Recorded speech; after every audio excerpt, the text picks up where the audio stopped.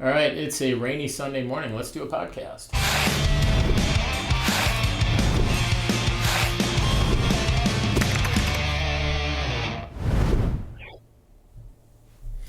All right, I'm excited. We got another coach on the line today, which means we're going to get into all kinds of discussions about working with athletes and building training programs and managing race days and everything else. So, all the way from Calgary via the Netherlands, Mr. Remmelt Eldering. Morning. You love the way your name just rolled off my tongue there? It was very good. I sound like a proper Dutch guy. 100%. Yeah, exactly. So it is almost May, so we're at the end of April. At this exact moment in time, do you know exactly who is on the national team? And I guess more specifically, do you know exactly who the athletes are that you're going to be responsible for in this upcoming season? Not 100% yet. Oh, okay. We're working on it. We know basically what's gonna happen, but like we have some stuff going on. We have to we need a little bit of time to have it fully figured out. Okay. I'm Yeah. certainly not going to ask you to, expound on that and talk about things that aren't appropriate at this exact moment. But it was just a piece of curiosity on my part. Yeah. So I think, it's probably fair to say a lot of people know Remmelt because of the obvious, right? You're a very tall guy. I mean, a tall Dutch guy, that's not really saying much, but I think you're a big personality. I think people gravitate towards you, and we know you as a coach. But before being a coach, you were a skater, and you competed for 10 years or so, something like that. So tell us about how you found the sport. But more importantly, I really want to know, what was Remmelt as a skater? Because I looked at your times and like, is he a sprinter? Is he a distance guy? Tell us about your career as an athlete. Yeah. Well, like from the Netherlands. So skating is always very important in the Netherlands. So when I was a kid, I'm 41 now. So when I was a kid, maybe 30 years ago, I was 11. We still had winters in the Netherlands where it's like cold and you have to skate. You can skate outside. And I'm from a little village where there is like an oval. Every village has an oval inside their village. Um, Obviously, natural ice oval. So when it was like winter and it started probably in November, December, we start skating. And in the Netherlands, when you start skating, you start on little wooden skates and that's what we did. We had little wooden skates and we pushed a chair, and that's how we skated. And at the little natural oval, you find your friends. There's music and there's hot chocolate, and yeah, that's how it started. And then um, yeah, from one thing to another, my dad really liked speed skating, so he put us in like classes and stuff. And we went to Leeuwarden. I think a lot of people know Leeuwarden. There was like this tiny little oval. It was like maybe 250 meters, gold, small little oval, but on the inside a hockey rink. And I think that's where like quite a few skaters did short track competition too. I remember Kip Carpenter, like I know him for a while, and he says yes, I've been here like before we had the short track championships here. Anyways, that's where I learned it in Leeuwarden. It went better and better, and I remember one time it was a very small little rink. There was one time we did racing there, and I was getting a little better. Maybe I was 12, 13 ish. I was getting a little better, and the corners are so tight. If you're going too fast, like you can't make the corners, and you're basically inside a little track. There's like on this side there's a boarding, and on this side there's a boarding, Oh, good and lord. people can cross that track. Like if you want to cross that track, you can. There's audience and public skaters, etc. And one time we had a race there, and I'm 13 or like 12, and I'm a bigger guy, and I'm almost too fast for that track, or my technique wasn't good enough to hold the corners there. Anyway, a person crossed, and I obviously hit that person. The person blacked out. I hit the wall, and it was all panic. And that is one of my first memories of speed skating, I guess. And what I remember is that this lady crossed the track, and everybody was paying attention to her, and I'm on the other side of the oval, sliding along, hitting my knees and being hurt, and nobody cared about me, but it was all about that lady. And anyways, that's how I started speed skating, and I'm like, well, I'm probably not that important. And so we kept skating. I was actually a decent skater, and I went to the bigger track in Tielf in Herenveen, maybe like 30 kilometers further than Leeuwarden. And yeah, that's where I learned the big skating on the big track. And I got in Herenveen, you have multiple like selections. You have the club first, and you have a track selection, like we call it, like I'm not sure how you call it. Like you got a like a smaller selection, and you got the Frisian selection, which is the provincial team. And so I went through that. I went to the provincial team. Herenveen is Friesland, where we like we're proud of that like province. You know, like it's similar to Quebec in Canada. We have the Friesland in the Netherlands, and obviously that's where Herenveen is situated. So I was very proud to have the Frisian flag on my arms or on my back or wherever it was, and I sometimes wore like a sweater to school because I was so proud I was in the team. Yeah, and that went till 1998, I think. So I was 16, and around the year 2000, we got Costa Poltevec as a coach, and I was still in the Frisian provincial team. And Costa started coaching us, and from there on, we got way better. We had like Seitje van der Lende, also like a fairly well-known coach, coaching us. We had Costa, so we had a really good coaching team. And from there on, it went better and better. And I got like Dutch champion in the 3K in '01, maybe 2001. And so it showed there that I really was a decent speed skater.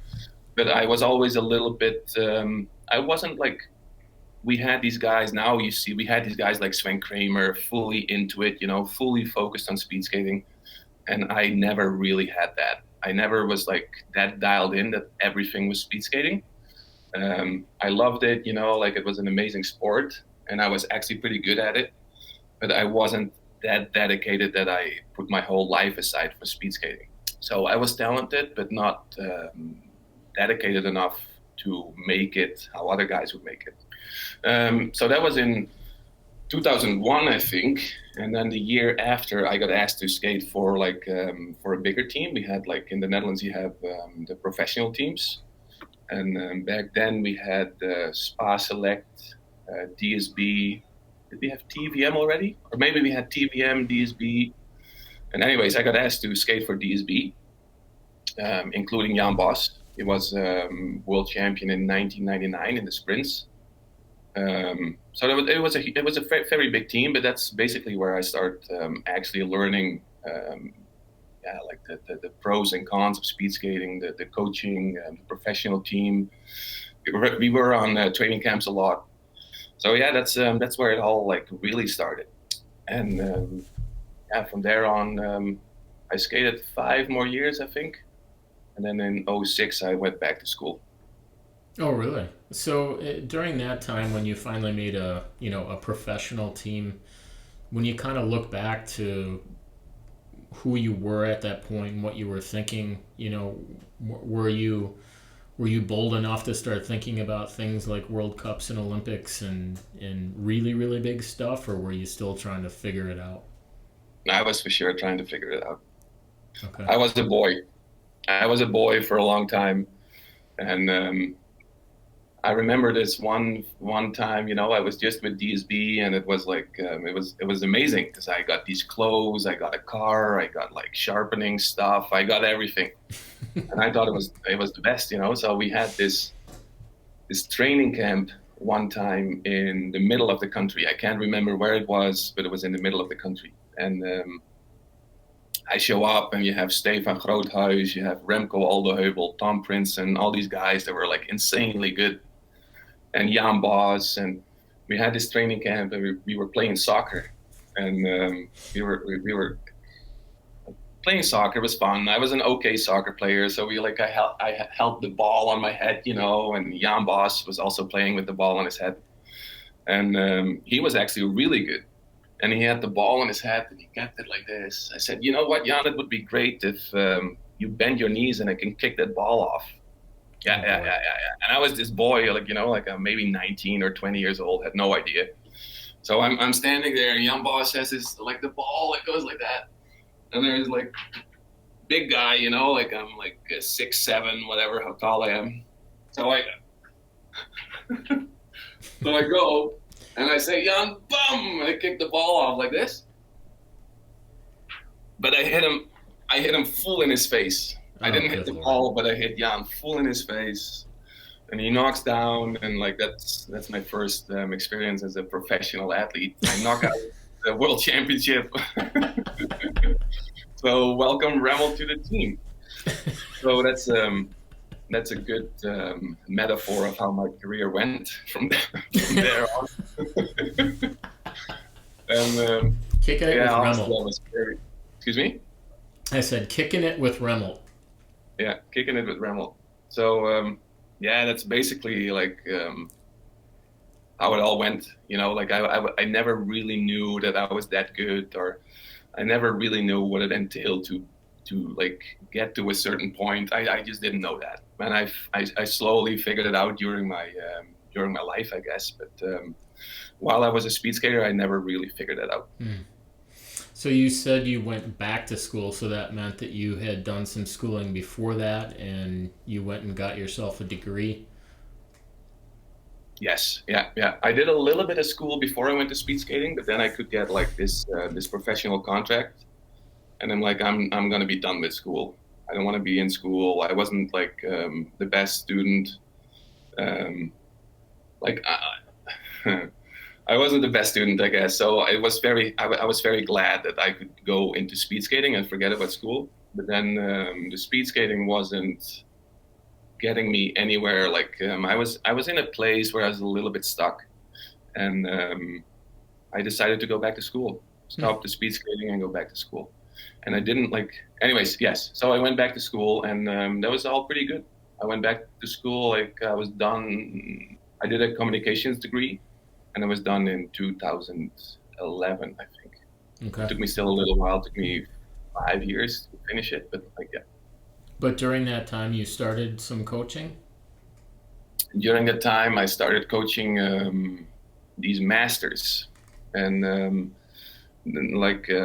I was in school. I didn't have a lot of money, and these guys, I knew these guys for a little while. They were with my club, and maybe you know him, Matthijs de Vries. Maybe you know him, Matthijs de Vries and Heine Dilstra.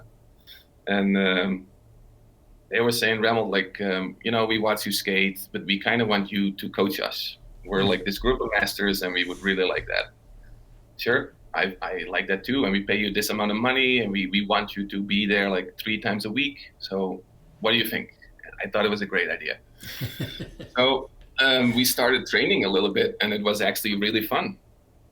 And we were running, and I was making jokes, and I'm actually like, they're getting fit, and it was a great time, and more people showed up, and it was very consistent, and those guys were actually doing really good. And then it was somewhere in 2010, so January or February 2010, they had the World Championships Masters in Baselga in Italy.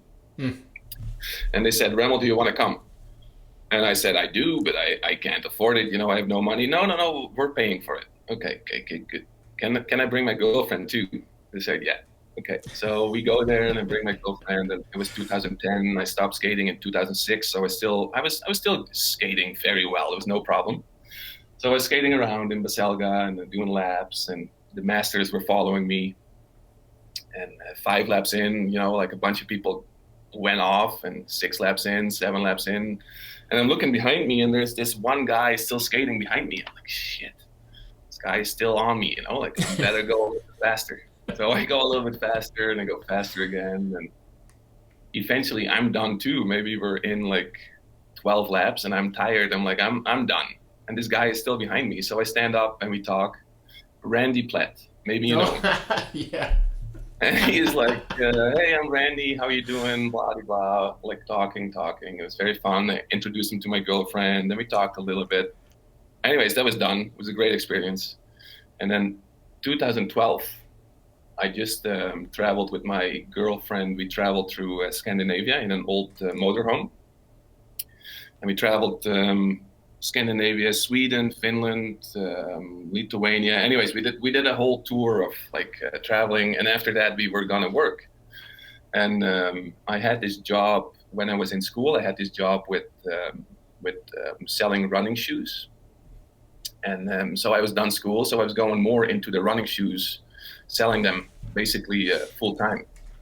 And it was somewhere in March 2012, and I got a phone call from Victor van den Hof, and he used to be like, he's also a master skater, and he was like, high up in the KNSB, like the Speedskating America or Speedskating Canada, like the KNSB, the bigger organization for the speed skating in the Netherlands. And he calls me and he says, "There's this guy that want to get in touch with you because he wants to offer you a job in Manitoba, in Canada." And I'm like, okay, sure, I'll call him. So that's how I start getting in touch with Randy Platt again, because Randy, they needed a coach in Manitoba, and Randy said, like, I know this tall guy from the Netherlands. I'm not sure what his name is anymore, but I think we should get him. So Randy says that to Victor van den Hof, and he says, "Well, there can only be one guy, so I'll call him right now." So he calls me. Anyways, that's how my coaching career. Like, so I told my girlfriend back then. I said, "What do you think? Should we go to Canada, to Manitoba?" And she's like, "Yep, let's do it." And I remember the first. So we had to sell everything in our house. We were living in Leeuwarden. We had to sell everything. And I remember the first thing that went was the blender. And I remember a guy like ringing the phone, the doorbell, and my wife was like, or my girlfriend was working on selling everything. And it was the first thing that went. And that was like November 16, we arrived in Canada and in Manitoba, in Winnipeg, and we didn't have a clue what was gonna happen. We did a little bit of research, but obviously you can't prepare for that stuff. And that's how it went. Well, let's take a look at what that looked like here. Yeah. This is 2015. This is the Canada Winter Games in Prince George. No, Fort St. John. Sorry, Fort St. John. Yeah. Here's another one. This is a good one. This is an announcement. I think you were coach of the month or something. Oh yeah. I was coach of the month. Yeah. Yeah. Good job. Yeah, that was also like the coach of the month was also something funny. So I was a little bit of a speed skater in the Netherlands. So sometimes, when you're a speed skater, you get in the news every now and then, Yeah. And especially in Friesland, it's important. And if someone from Friesland does well, they would like to announce that, And I got this coach of the month, like item. I think my technical director just called the news and said, "Can you make this article about this guy?" And they did that, but in Friesland, they thought like I was doing really, really good. So it was in the news. Yeah, Remmelt got coach of the month from like some CBs. Like, anyways, it was quite funny. But I got coach of the month once, and they put me on TV, and so I could send it home. Like it was good. It was good. So in your time there, I think you were there for like 2 or 3 years. Do you feel like you left a little bit of a mark on that program or on some of the provincial programs with what you brought?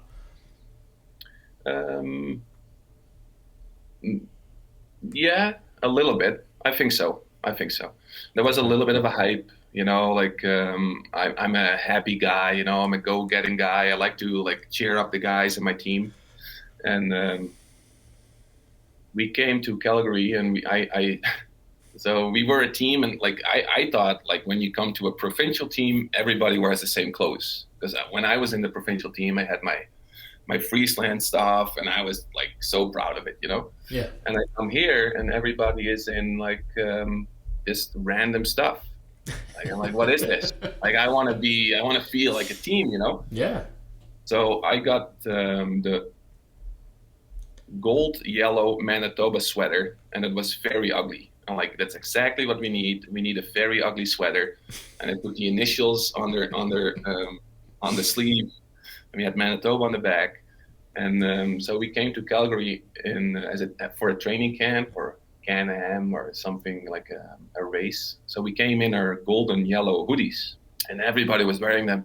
And it was quite the sight, because so everybody starts talking. Manitoba is like a team, and it's cool. And we did warm-ups together. And yeah, I think I was leading a team full of teenagers, and it was really cool. And I just thought it is so amazing. And we had fun times, and yeah, they were a little bit rebellious, and I had to talk to them sometimes. Hey guys, watch it, don't destroy this, or be careful about that, and the fun we had and the team vibe we created, I think that's something that's still a little bit there, like there's not many people that I was coaching back then. That was 2012 to 2015. So the most of the people that were in those programs, they're all retired or they're in the national team now. But I think that was a very good, a very good setup for leaving legacy. For Nice. yeah, I think so. And after I was a coach, Tyler Dara took over. Also a younger guy, very good skater. And I think after Tyler, Will Dutton took over. Mm.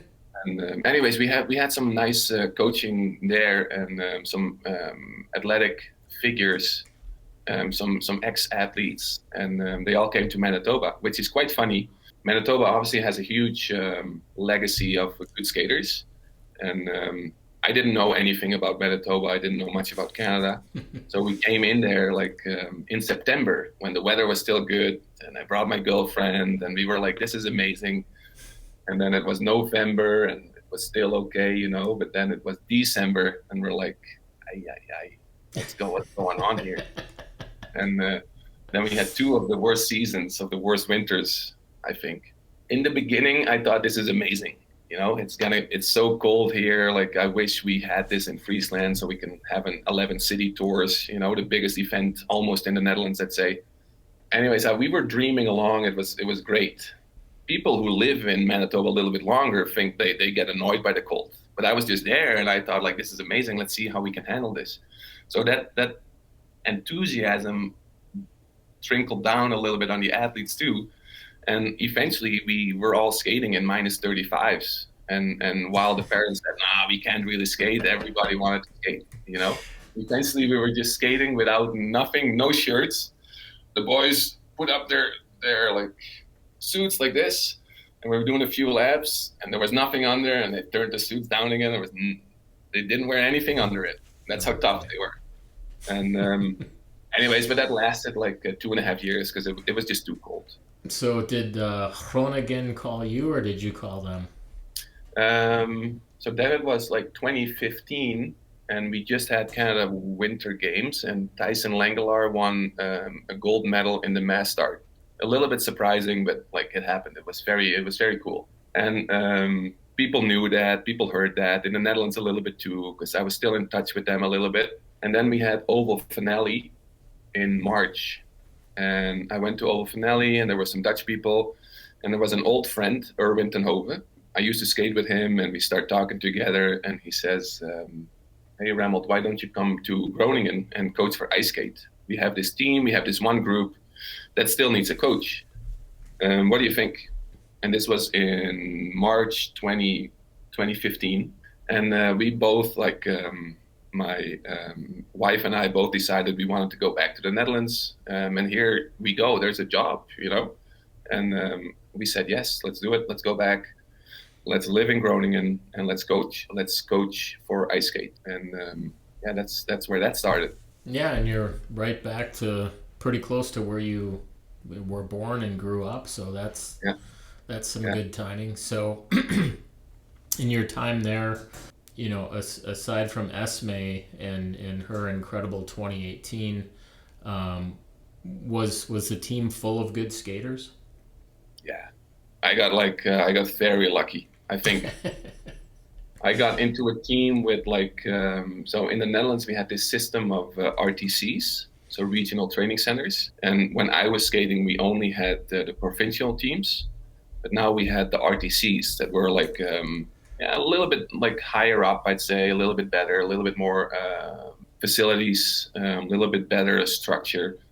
So there were, I think, 5 RTCs in the Netherlands. I wasn't fully aware of what's going on. I just went there and started coaching. I wasn't really full understanding of the whole structure in the Netherlands. But for example, I had they were all like little champions.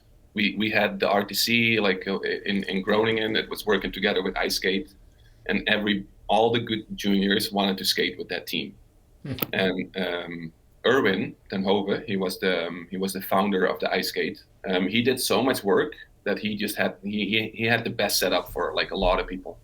So all those kids that were junior, that were just not junior anymore, Neo one, they all wanted to come to Groningen and skate with us. And yeah, accidentally or like coincidentally, I was the coach. So I rolled into like an already pretty good running machine, and I just had to adapt to like how yeah, like I had to adapt to them, and I had to learn from what they were doing. And I was lucky enough that there were like already pretty experienced coaches, like Erwin, very experienced. His brother Martin. Then we had Milan Kokken. He was also a good coach. Anyways, and Gerard van Velde. I could learn from those guys, and we every week we had a meeting and we talked about stuff. The kids seemed to be skating better and better. Anyways, we like the first year was a little bit like a feeling. How does it go? Like I had to get used to it. And the second year we were just basically like winning a lot. There was a lot of juniors getting national records, national championships, all around sprints, like the whole shebang. It was great. When you rolled into that situation, you mentioned some of these other coaches that were there that were very experienced and great for you. Did you have a very specific role when you came in? I was the coach of the RTC. Okay, so So you were so the so we coach. I was within the ice skate. And ice skate had a whole layer of like they had the lowest layer like of kids trying to learn how to skate, and then we had like, oh yeah, what's it called again? They had all kinds of names for like the level of skating, and the end level was Gerard van Velde with his professional team. There was a development team under that, and that was led by Erwin, and there was the team under that, and it was led by me. And under that, there were two more teams. So basically, Gotcha. I had a junior team with all the champions: Louis Hollaar, Nick Dilstra, Marcel Bosker, Marvin Talsma, Wow. Jan Bax. Maybe we know him. Chris Huizinga. It was an insane team. It was Wow. insane. Yeah, Wow. and yeah, that's how I learned coaching with like a group of guys that were just insanely good, and Wow. it was amazing. So was Esme there when you showed up? No, I showed up in 2015. We had this professional team above us, and it was sponsored by Koopjes Drogisterij. Maybe you know it. It was like orange, blue, white suits, Okay. and they had a little sponsor, and the sponsor said, and Esme Visser was in that team, and she was being coached by Martin ten Hove. He was running that team, and the team did pretty good, but the sponsor stopped. And Esme skated like I think 7:03 or 7:04 in the 5K, and she was pretty good, but she never got into World Cups or anything. And then the next season, the sponsor stopped, so Esme didn't have a team, but she was within the ice skate community. So we kind of said, well, like we can't drop Esme. Remmelt, you should call her and see if she wants to be in your team. It's with a little bit less guys. They're not as good, but it's probably good for you. This was in 2017. Yeah. So it's April 2017, and I call my team is basically full, but I needed to call Esme and Esther Kiel. Also, another girl was in the same team, but they both lost their sponsor. Yeah. So I call Esme and I said, "This is what we're going to do. Would you like to join us?" Well, if it's possible, can you explain the YTP at my house with my dad so we can make a good choice together? Sure. So I go to Herenveen, go to Irene Schouten's house, because Esme lives with Irene Schouten. I talk, I explain what I'm thinking. The dad is there too, and like, okay, let's do it. Let's move on. So summer of 2017, we're like, I had a whole plan. Like, we're inlining on a bike path, and it's only going straight. And I have some of the guys, like Louis Hollar, for example, like he was in my team, very good inliner. He did world championships, very good inliner. So we're inlining the bike path, and it's an 8-kilometer bike path, and they come back, and maybe I'm on the bike and I'm with some guys in the front. But anyways, we come back, and Louis says, and this is somewhere in July, "Hey, Remmelt, that Esme girl, that is insane. That's crazy." I'm like, "What do you mean?" "Yeah, she still keeps up with us. Like she's gonna be Olympic champion in July 2017." So Louis was the first one that actually got me thinking, like, "Oh boy, is Esme that good?" So that was in July, and so I started noticing a little bit more, and indeed, Esme was like always there and skating and going, and I also, like, this was my 3rd year I was coaching the team, so the team ran quite well, like it ran the way I wanted it to run, and I had all these guys in there, Lex Dijkstra, maybe you know him, he's a skater from the Netherlands too. Yeah, Lex was just pulling laps and doing this and doing that, and Esme never fell off. She never dropped. Well, you start thinking maybe it's possible, maybe it's possible. Maybe we should focus a little bit more on a 5K for her instead of the 3K. And then we go to, we always have those qualification races in the Netherlands. This was in October probably. Yep. And she, her 3K, I think it was 4:11. If you skate that now, you're like, that's not even good anymore, It's not good. But I think Esme got 6th or 7th, and the first 5 in the Netherlands always go to the World Cups. And okay, well, it wasn't bad. But then we had the 5K, and Esme got 5th. Like she skated 7:03 or 7:02, something like that. Yep. She got 5th. Okay, qualified for the World Cup in Stavanger. World Cup in Stavanger was in December probably, and November 19th. November 19th, yeah. And I couldn't go because that's how it works in the Netherlands. As you can have a single athlete going towards the World Cup, it doesn't mean the coach is going to the World Cup either. So I didn't go. And Esme, the first time you skate a World Cup, you usually start in the B group. So Esme wins the B group in 6:58 maybe. Yep, 6:58, another PB. Yeah. 3 that was another PB. Yep. And in the A group, I think Claudia Peckstein won with 6:56. Her last World Cup she won. Anyway, so she was very close to that time, and we call, and she was all happy, and she had to do some interviews for like the NOS for our broadcasting system.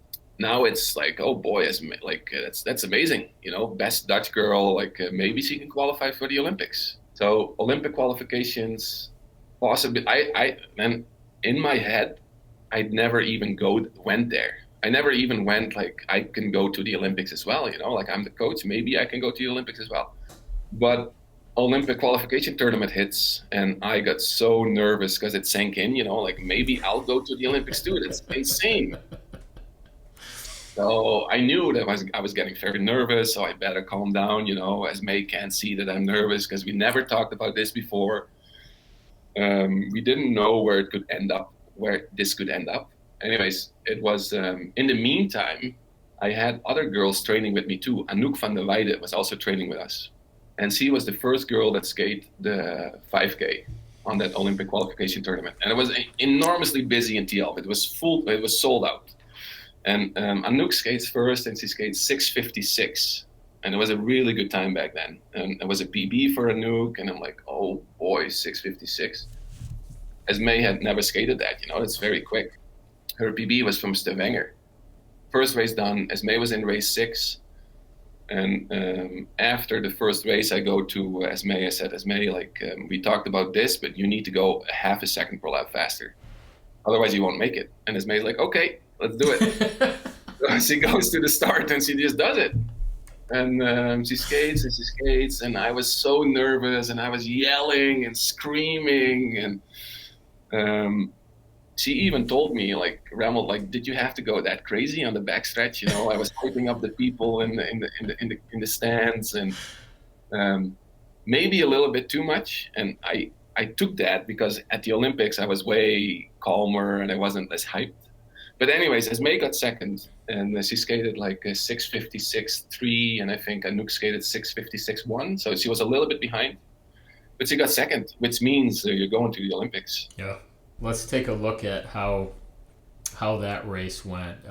I don't have a huge clip to show. We're going to show the end, but I mean, talk about showing up and delivering on the biggest stage. This is so cool. May very well be eyeing off the time that this young lady has set. She will, in fact. It's just a matter of how quick it's going to be. Esme Visser down to the line, 6:50.23, and she eclipses Van der Weiden's time by nearly 4 seconds. Visser's previous personal best, 6:56.60. And she's gone 6:50.23. So she's had a 6-second PB at the Olympic Games. How about that? How about that, indeed? Very cool. 6-second. Honestly, PB. I've never seen her race back. I've never seen her Olympic race. How did you find it? It's out there. If you just search Google, there is the full race on the Olympic Channel. Okay, it's if you can free. send it to me, that would be very nice. Yeah, I will send you that link. It's nice. It's super cool. I mean, she started off, I think, pretty chill, and then it was right around lap 8. She just started going 32 low, and she never stopped. No, she never stopped. That was. I remember. badass. Yeah, it was badass. It was very cool. And the thing is, like, I've done 2 Olympics now, and the first Olympics is like I had no nerves, nothing. We were there for a long time. We were biking around. We were collecting pins, and we were just having a good time, eating, making fun, having fun. Sorry. She was racing, and I honestly never had a doubt in my mind. She was always good. She never had like anything bad. She was always good, always good, always good. And so I knew she was gonna, like, I remember this time, like it was in December, and I came home in 2017. And I came home to my mom because I was living with my mom back then. I just split up with my wife. I was living with my mom. I came home from a training, and I said, "Mom, this girl is gonna win Olympic gold." This was before the Olympic trials. So yeah, I was never concerned about that. It was more like, how do we keep her on track? How does she not do too much? There were some times that people said, like, Remmelt, you're doing way too much with her. What's going on? People get involved with it, like the big guys. And I was getting like, oh, Remmelt, what are you doing? I had to talk with people from the Olympic Committee. They had to sit me down, and they said, Remmelt, do you know what you're doing? This is quite like, it's a lot of honor and pressure for the Netherlands to skate. Obviously, I didn't fully know what I was doing, but I just said, yes, it's fully under control, boys. Like, we got this. There's no issue. But I didn't really know what I was doing, but I was just having a good time. We were just having a good time, and it was a good time. Well, she was in pair 4. And so she skated a great time, but there were still more skaters to go. So you guys had to sit there and wait. I don't know if you've seen this picture, but I believe that this is the second that you discovered, which is nice. So awesome. And I guess the other thing that's really funny is you are gigantic, and she is absolutely tiny. So that's just such a great photo. Yeah, it was a good contrast for sure. And then anyway, so she wins, and she's running around, and and Evany is racing bike races in US. Anyways, so done.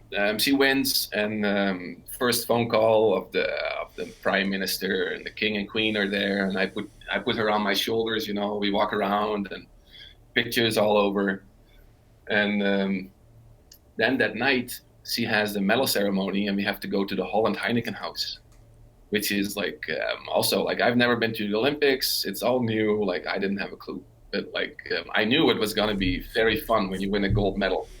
So I'm making sure I'm with Esme, because I want to also I want to be in this. We go in a cab towards Medal Plaza, but I'm sitting there with Esme, and we're in the cab, and it's we have to get the medals at 7:00, and it's 6:50, and we're I have my phone there. Said, Esme, we're not going the right way. We're going the wrong way. I know it. I'm like, this will be funny because I know a little bit the culture. I'm like, this is gonna be funny. So I filmed the whole thing, and I tell the lady who's driving, we're going the wrong way. You know what you're doing? Yeah, we know what we're doing. I can send you the clip they made from it eventually. You see us. May is in the car. I'm in the car, and this guy or lady who's driving us is getting all nervous, and there's police stopping, and we're on this like fully outside of the city in the jungle somewhere. I don't know what's going on. Still filming. Eventually, there's a police car picking us up with the sirens on, and we have to follow him. And I'm still filming, and it's in the meantime it's 7:20. We're way too late. We're driving around real fast. Anyways, that was pretty cool. We come to the medal ceremony way too late, so they had to wait for us. And then eventually she comes up and she gets her gold medal. It's very cool. Oh yeah, and then we get to the Holland Heineken house. This was the medal. Then we get to the Holland Heineken house the night, and you said after lap, I think it was after lap 7, she starts skating 32 lows. Yep. And so we come out the taxi, and there's a whole group of people waiting for us in front of the Holland Heineken house, and they're all singing in Dutch laps 32-2. Esmee schaatst rondjes 32-2, which like rhymes in Dutch, which means Esmee skating laps 32-2. So we go in there, and everybody's singing, and it was amazing. And I had my brother there, and the king was there, and it was one big party. And anyways, it was a beautiful, beautiful memory. And I don't think about it often, and it's nice to talk about it like now, but it's a beautiful memory, and it worked out very, very well. Yeah, well, obviously you left your mark in that moment, and then all of a sudden Canada called again.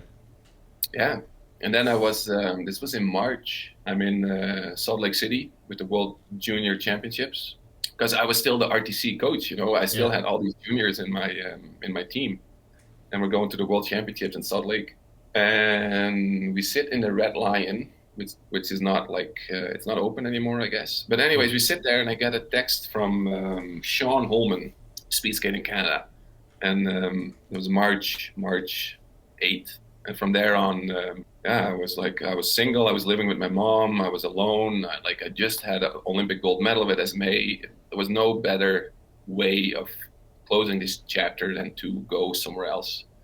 So it was June 3, 2018, and I landed in Calgary, and I'm still here.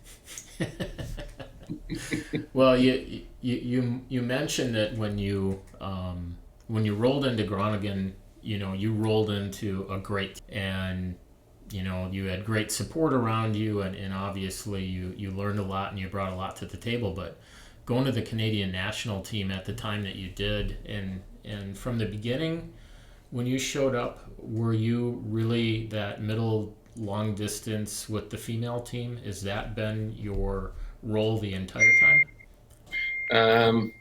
I got hired as the national team coach for the women. Okay. Yeah. And so the first year it was only women, and it's good, it was great. It was a great season. But I think that was Isabel Weidemann's first World Cup win. But the year after, it was good. But in the Netherlands, I always worked with women and guys in one team. And basically, it was a lot of guys, and I only had a few ladies. And now I only had ladies. And I said to that same Sean Holman, who contacted me to work for Canada, I said, it's probably better for us if we have a few guys in there too. And so that second year, we recruited 3 guys. And they skated with the team, and from there on, it all got a little bit better, a little bit faster, a little bit better. Times went down.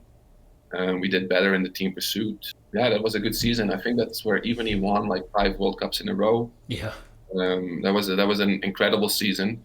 The season after that, we got a little bit trouble with COVID and with our oval. Yeah. But we had a really, really good season in 2019, 2020. The 5 in a row, we talked about that when even he was on the show, and I mean, I thought maybe I was making a mistake because I was doing the research and I'm looking at these numbers, but it was kind of interesting when I mentioned it to her. She definitely remembered it, but it was more like it happened to her than she made it happen. I thought that was interesting because she just felt like we did a bike camp, and then I just was like, it's coming too easy for me. And it lasted for a period of time, and then it went away. And I mean, I'm like, isn't there a better way to describe speed skating, right? Like sometimes it washes over you and you do a 6-second PB at the Olympics, right? It just, nobody really has an explanation. As a coach, you want to take, credit for your incredible programming, and but it's just, it's a ridiculous It was sport the out incredible there. programming, for sure. Well, clearly you Oh, guys, it's beautiful. Isn't it beautiful, though? I think Yeah. that's the beautiful stuff about speed skating. It is not a 1+1 = success. right? There's a lot of there's a lot of factors that help you go fast or like not do well. Speed skating is like it's a little bit life. It's not only one thing and you'll do good. There needs to be a lot of stuff lining up, especially when you get a little bit older. I think you need to make sure you need to dosage the right amount. If you put too much speed skating on someone's plate, it can be too much. It's very important to have the right amount, especially when they're older. Anyways, with that season, I think we got everything fell in place very well, and we wanted to build off of that to the next season, and we had a really good summer. But then it didn't turn out as good as we wanted. No refrigeration system, and then you're doing everything in Red Deer, and then a few people go to the bubble. Did you end up at the bubble yourself? Yes. Okay.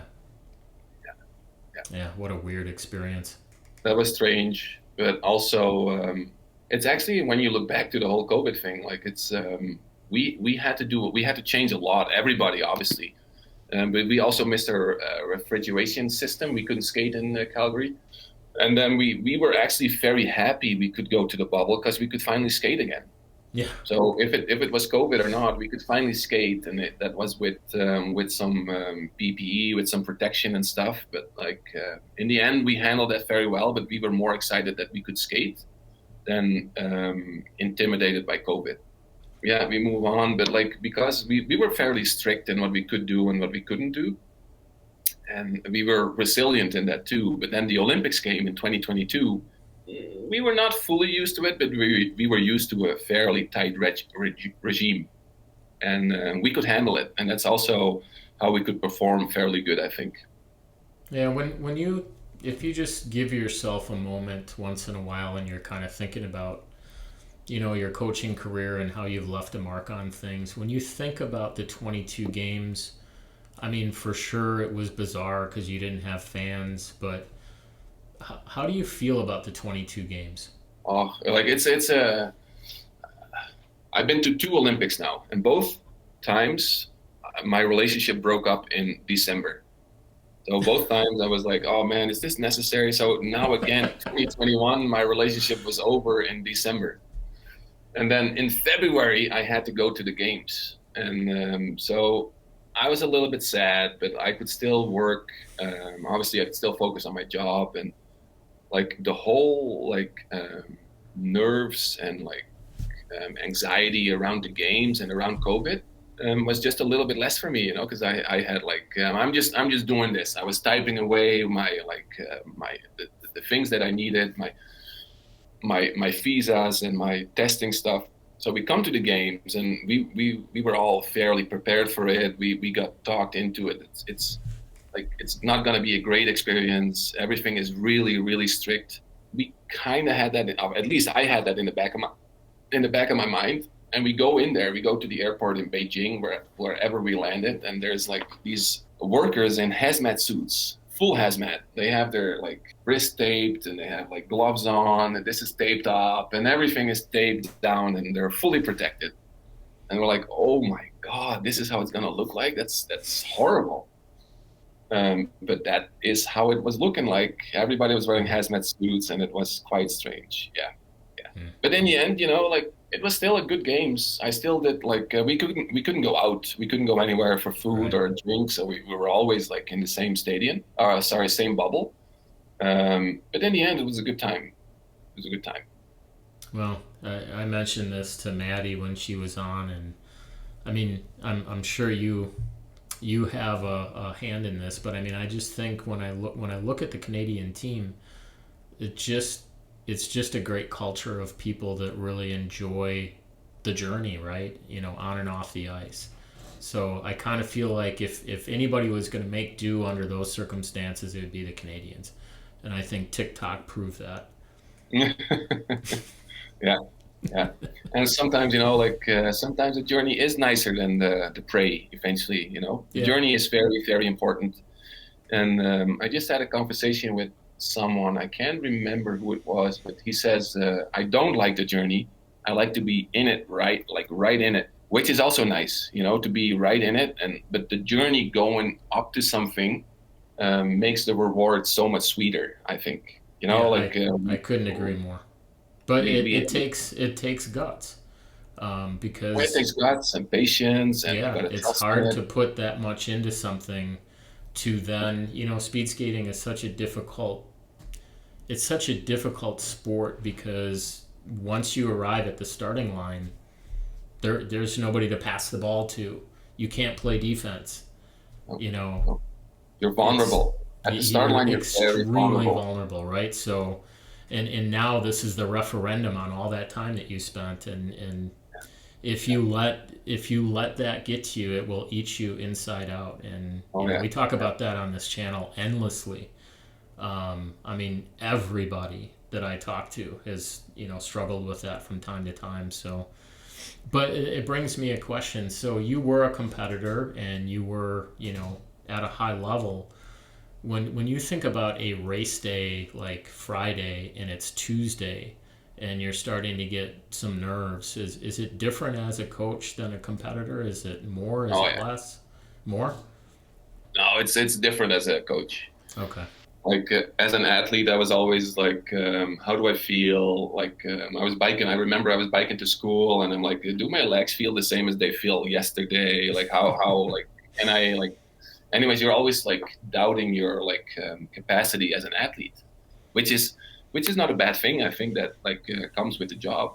But as a coach, I feel more like I always get a little bit insecure before the racing of what we've done beforehand. I'm like, oh, have we done enough this? Have we done enough that? That's why I always like it when there's someone with me to calm me down a little bit, But I get more insecure than nervous now, I think. And but that's always before the race. Have we done enough? Are we good enough? Et cetera, et cetera. Yeah, it's a different nerve. It's a different nerves for sure. One of the things I picked up on when I was doing a little bit of research on you is it seems to me like, especially over these last few years, building the programs and setting the goals and adjusting on the fly is very collaborative between you and the athlete.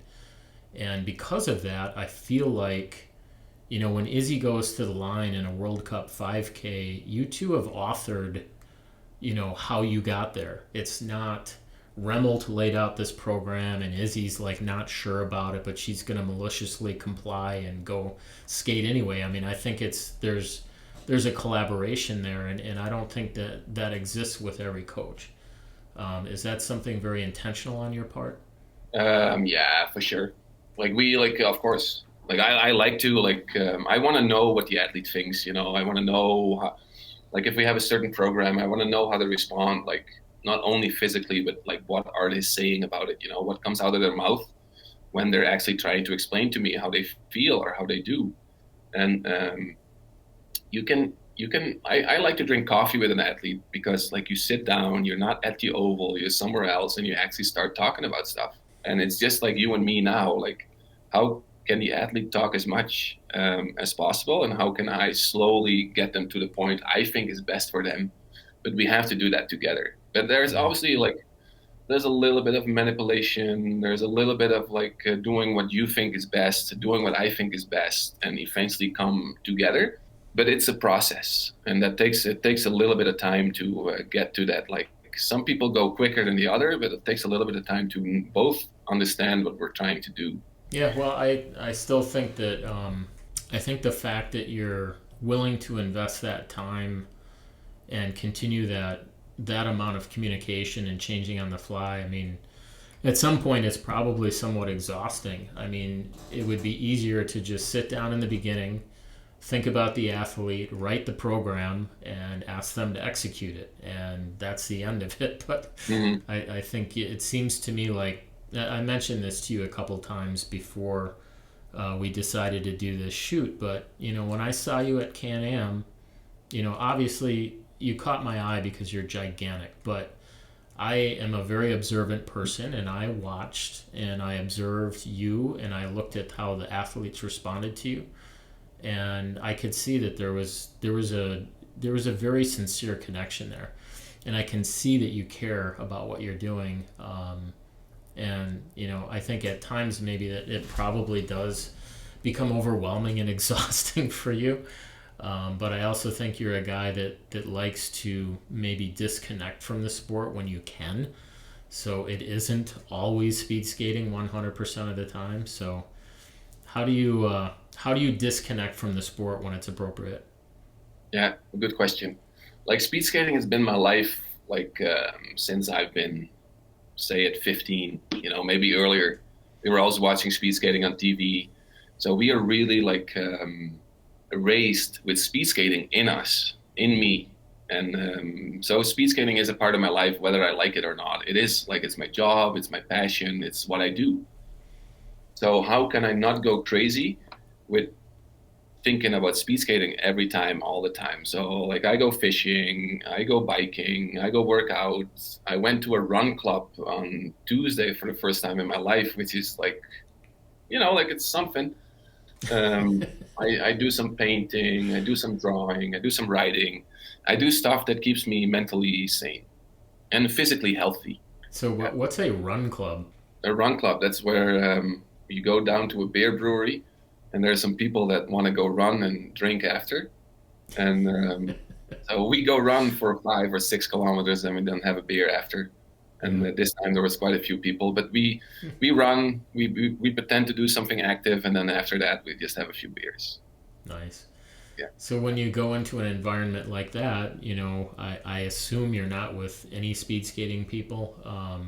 So do you end up not talking about speed skating the whole time? Well, the thing is, like, yes, I went there alone, and there's like no speed skating, but like obviously you run into people. Calgary is a big city, but it's just like a village. Yeah. And I ran into some people, and we talk about speed skating, and then, hey, this is Remmelt, he's a national coach speed skating, and then everybody wants to know. But like normally, like I wouldn't want to be in speed skating all the time, like or explaining how it is or talking about it all the time, or like it's not necessarily what I like. So I don't seek for that, I seek for like other stuff. And with the run club, I just pretended I couldn't go faster, and I let those guys run, and I was just on my own again. But I just couldn't go fast at all. But anyways, like I like to do not only speed skating. I like to do some obviously some broader aspects of life too. Yeah. So speaking of getting prepared for the next season, we had Maddie Pierman on just last week, and we were talking towards the end about her communications with you about where she's trying to take her 1,000, because that's really where her passion is, and she's telling me that she's like doing high 27s for her first lap, and she says Remmelt says I need to be doing 26s. So how are we going to get Maddie doing 26s this year? Do you sit down, you have a plan, you got this all figured out? Yeah, we're coming close, I think. The thing, like, it's very easy to say, and that's what I tell them too. I said, hey, guys, like, it's easy for me to say what you have to do or what you should be doing. That's easy. But how we get there, that's obviously like, that's the whole coaching part. And we set out a line, and we will have like personal talks when the season actually starts. So May 6th, we start again. And then after that, like, we will have personal talks, and we set out a plan together. I do the general planning, and then we sit together and we make a plan specifically for that athlete. And Maddie needs to get into 26s, yeah, for sure. And that takes also, we can, like, this is for my dad. This, like, we can say we start at the basement. We can't jump to the attic like in one jump. There's a stairs in between. There's maybe another stairs, maybe another one. So it will take a little while before we get there. And that is with Maddie the same. And like some people have like a Jordan Stoltz is like, he is maybe already like two flights under the attic, he's maybe already there, and maybe Maddie's a little bit lower on that ladder. But like we all need to like take steps, and we can't jump because that's not how it works. We could jump sometimes, make a little jump, Anyways, with Maddie, it's the same. We have to talk. We have to like there's some gaps within her skating, within her physique, and we'll slowly work away on that, chip away on that, and then we have 2 more years to the Olympics. And I think it's always good to not rush stuff. Obviously, we want to put a little bit of pressure on it because it's still high performance sports. But there's also like a process to get there, and I don't think we can lose that. We can't lose that. We should stay on track. Sometimes we go a little bit off track, but then it's up to both of us to get us back on track. Yeah. You mentioned before that at times the Dutch press is going to report on you and talk about you and such. I wanted to show you this image, and it's not so much the image that's interesting to me. It's the very fine print at the bottom. Let me see if you can read this. So it looks to me like that says something like, people like Remmelt's unorthodox style. I can't read it. Oh. It says, basically says people like Remmelt's unorthodox style. That was what. Okay. That was what the little byline said on the bottom. So, I mean, in the Dutch coaching circles, are you considered unorthodox in your style? Like the thing is, when you have your own style, like it may be labeled as unorthodox, but I think it's just like I just do what I think is best, and when I sometimes think we need more fun, or we need more this, or we need more that, then maybe it's a little bit unorthodox, and maybe it's not like Coach A or Coach B does it, but I just do it like this, and I don't really care what people say about it. I don't honestly, I don't give a fuck. I don't care if they want to say left or right. Like I don't care. Let them say it. I'm just doing this, and if I'm just doing this and I have fun. And if results come out of that, that's a bonus. Yeah. But I have fun no matter what. So that's like, if we're doing good, if we're not doing great, like don't get me wrong, I want to win because it's a great feeling. It's amazing to walk around we're good, we're doing great, But basically we walk around like that all the time because it's fun. Yeah, of course we have an off day every now and then, but like it's a fun time.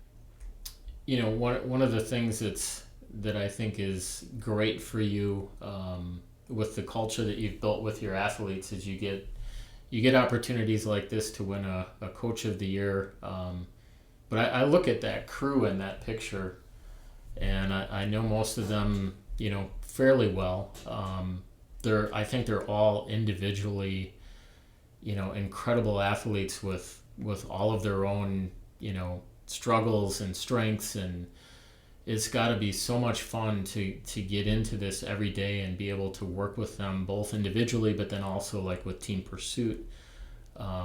What a blessing you have right now. I know, I'm a very lucky guy. I say this often. I am a very lucky guy, and I realize that, and I have a beautiful life. And these like athletes I work with are amazing. The sport I work in is amazing. I live in a beautiful country, so it's I can't complain. But even though let me put it this way: even though the cow is fully white, there's always a little black spot on it. So you can always complain a little bit about. That's, by the way, that's a Jillard Anema quote. But there's always something that you can bitch about by the lack of better words. You can always say this is not nice, that is not nice. But in general, it's going yes, I'm a very lucky guy, and it's we're doing amazing. We're doing great stuff. The athletes are amazing to work with. Yeah, it's a good time. It's a good time to be in speed skating now too, I think. Yeah. Well, we're ramping up here towards 26 in Italy.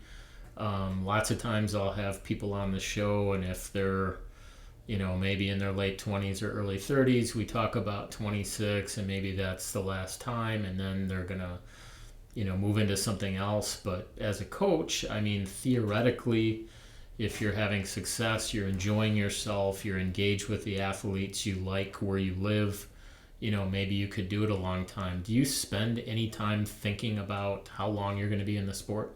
In the sport, no. No, I want to be in the sport like as long as it goes. Cool. No, I'm not necessarily a planner guy. I don't have my 5 years planned out or 10 years ahead from now. I don't know. I don't necessarily know what's going to happen, but I know that speed skating has been in my life basically my whole life. So Yeah. I probably don't leave speed skating if I don't have to. If I have to, I'll yeah, sure, I can do something else too. But I like speed skating. I like it. It's how long I will still do it, I have no clue. But as long as it's going well and I'm getting enough motivation out of it, enough if I'm being satisfied enough, I'll keep going as long as I can. Yeah, I think really in any endeavor in life, I feel like we just want to feel like we're making a difference and having an impact, right? Yeah, And if you feel like you're helping Maddie get to a 26 and she's winning stuff, like that's awesome. exactly. Are you an honorary Canadian at this point? I do not think. No, I'm not. You're still a Dutch guy in Canada? I'm yes. Also because of my height, I sometimes yes, I'm still a Dutch guy, and I think I actually adapted pretty good to Canada, and I really like it. But I'm not fully Canadian yet. I'm still there's still for sure a lot of Dutch in me. Well, you like to fish, and I would imagine that Alberta's got some great opportunities there. It does. I live on the Bow River actually, Mm. and there's it's amazing fishing here. And I got my buddy Will Dutton, who's my colleague coach, and we go fishing. Yeah, we go fishing together, and it's very fun. Where's this image from? This is also the Bow River. Oh, nice. Yeah, yeah. This is not my house. This is a little bit further than but in front of my house, it's a good fishing too. But yeah, Will takes me spots. This was the Bow River as well. So is it all fly fishing? That's fly fishing, yeah. Okay. Did you do that in the Netherlands? No, Oh, really? So you've learned no. this?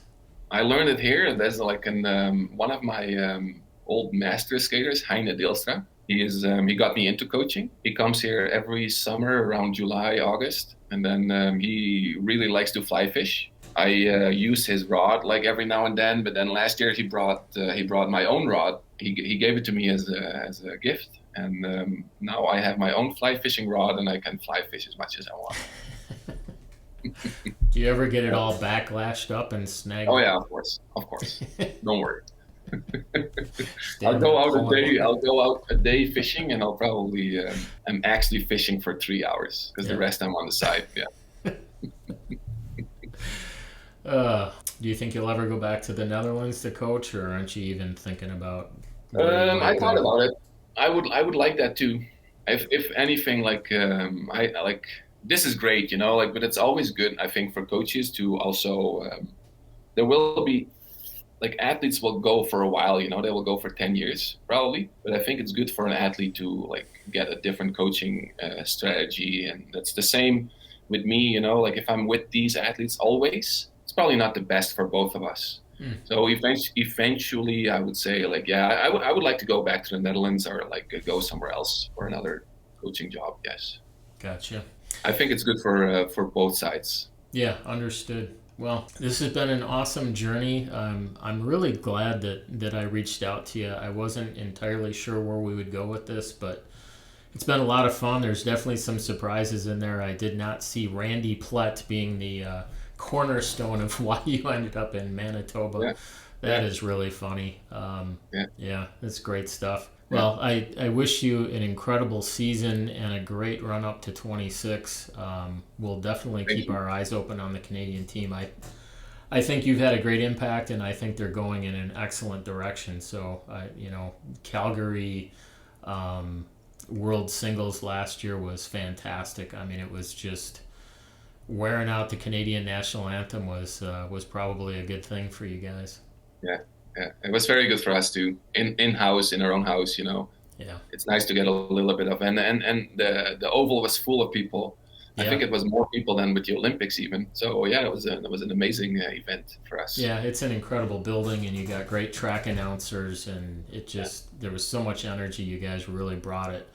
And apparently Milwaukee's going to have a World Cup this year, so we're going to see if we can match the energy. We don't quite have the facility you guys have, but it's more intimate, and we'll pack it, and it'll be a lot of fun. Yeah, I've never been there. I'm curious. Is it similar as Quebec? Quebec's newer and probably a little bit nicer. Milwaukee was built in '92. It's still kind of the same building, but there will be bleachers on the whole front stretch. And of course they'll take the hockey rink boards down, so the sight lines will be good. But it's an intimate venue. I mean, the bleachers will go right up to the pads. There's a little bit of room in there, but I mean we packed it every day during 18 trials. There was a lot of energy in that building. I think it's going to be a good one. Cool. So we'll see if it happens, and we will see you there for sure. Yeah. Thanks for having me as your guest. Great. That's Remmelt. He's smiling. He's killing it with the Canadians, and we are out of here.